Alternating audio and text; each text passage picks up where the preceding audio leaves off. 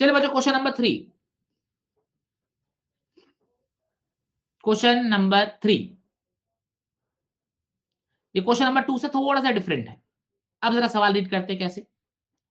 A and B are partners in a firm, as per partnership deed the partners are entitled to get a salary of 80,000 and 1 lakh per annum respectively। ए को salary देनी साल भर की 80,000 की, और B को कितने की देनी है अपने को 1 लाख की। इंटरेस्ट ऑन कैपिटल बच्चों कैलकुलेट करके दे रखा है, 40,000 का आईओसी मिलने वाला है ए को, और 60,000 का आईओसी मिलने वाला है कितने को, बी को। नेट प्रॉफिट कितना बच्चों, 2,10,000। Prepare profit and loss appropriation account. अब आप बोलोगे सर ये तो बड़ा सिंपल सा सवाल है कि नहीं?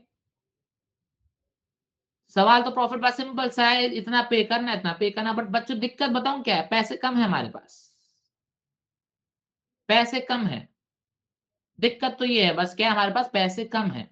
और जब पैसे कम है तो क्या किया जाएगा, वो कॉन्सेप्ट अपने को सीखना है। तो बच्चों देखो, हमको पे कितना करना जरा देखेंगे। हाँ जी, हमारे पास ये ए है, ये हमारे पास बी है। बताएंगे जरा सैलरी कितनी पे करी जाएगी। आप बोलोगे सर 80,000 इसको सैलरी पे करनी है, 1 लाख की सैलरी इसको पे करनी है। फिर आप बोलोगे इंटरेस्ट ऑन कैपिटल कितना पे करना है, आप बोलोगे सर 40,000 इसको पे करना है और 60,000 इसको पे करना है। अब टोटल की अगर आप बात करें, टोटल की अगर आप बात करें तो 1,80,000 की तो भैया सैलरी होती है, और 1 लाख की हमारे पास क्या होती है, कैपिटल होती है। 2,80,000 अपने को पे करने हैं, बट अपने पास पैसे कितने पड़े हैं, 270। तो क्या बच्चों इस केस में प्रॉफिट शेयरिंग रेशियो काम करता है क्या, नहीं। जब भी प्रॉफिट का अमाउंट कम हो जाता है, खर्चे ज्यादा हो जाते हैं, तो खर्चे के रेशियो में प्रॉफिट बांटा जाता है। क्या बोला मैंने बच्चों, प्रॉफिट के में नहीं बांटा जाता, खर्चे के रेशियो में पैसा बांटा जाता है। खर्चे को अंग्रेजी में क्या बोलते हैं, एप्रोप्रिएशन। ठीक है, क्या बोला जाता है, एप्रोप्रिएशन। बताएंगे जरा ए को टोटल पैसे कितने मिलने चाहिए, आप बोलोगे सर 1,20,000। बी को कितने मिलने चाहिए, 1,60,000। तो आप क्या बोलोगे, profits will be divided in 3:4। 3:4 कैसे आया, 1,20,000 और 1,60,000 से आया। ठीक है, बिकॉज, हाँ जी ये लिखना है अभी भाई, लिखना है, बिकॉज एप्रोप्रिएशंस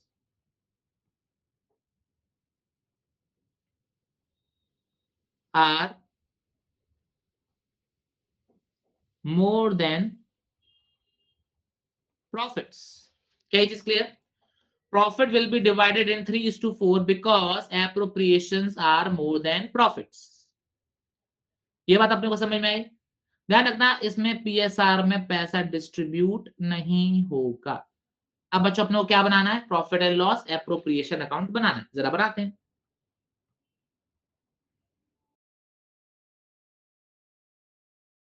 रखना बच्चों, मैं आपको एक वादा करता हूं, हर एक सवाल में कुछ अलग पॉइंट आएगा, हर एक सवाल में एक नया पॉइंट आएगा। अभी तक हमारा तीसरा क्वेश्चन है, तीनों में देखो कैसे कॉन्सेप्ट अलग हो गए।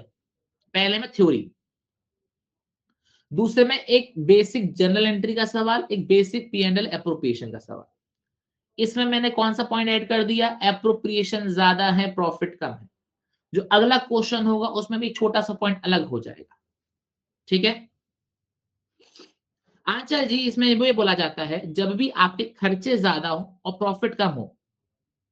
क्या बोला मैंने, आपके खर्चे ज्यादा हो, खर्चे बोले तो सैलरी ज्यादा हो और इंटरेस्ट ऑन कैपिटल ज्यादा हो, आपके खर्चे ज्यादा हो तो अपन क्या करते हैं, अपन प्रॉफिट को पीएसआर में नहीं बांटते, अपन जो प्रॉफिट होता है उसको पीएसआर में नहीं बांटते, उसको हम खर्चे में बांटते हैं। ठीक है, खर्चे के रेशियो में बांटते हैं। तो टोटल खर्चा ए को कितना मिलना चाहिए, 1,20,000, बी को कितना मिलना चाहिए, 1,60,000।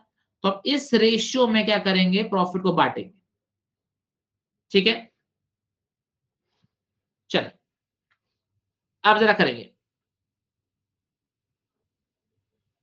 नहीं, ये क्वेश्चन प्रैक्टिस कर लीजिए, काफी हो जाएगा आपका। बाय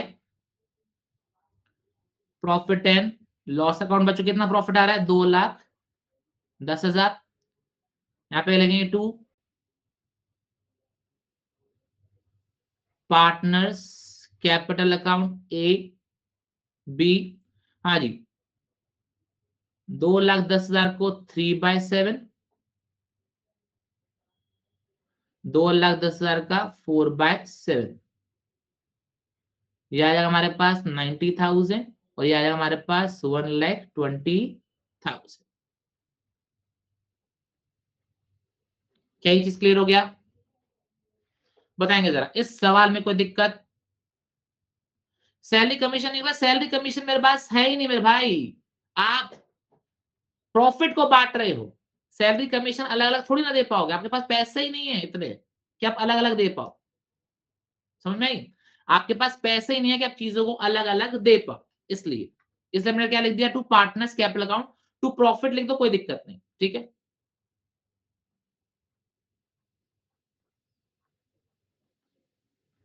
बताएंगे बच्चों इस सवाल में किसी को कोई दिक्कत परेशानी या आपत्ति हो तो बताइए।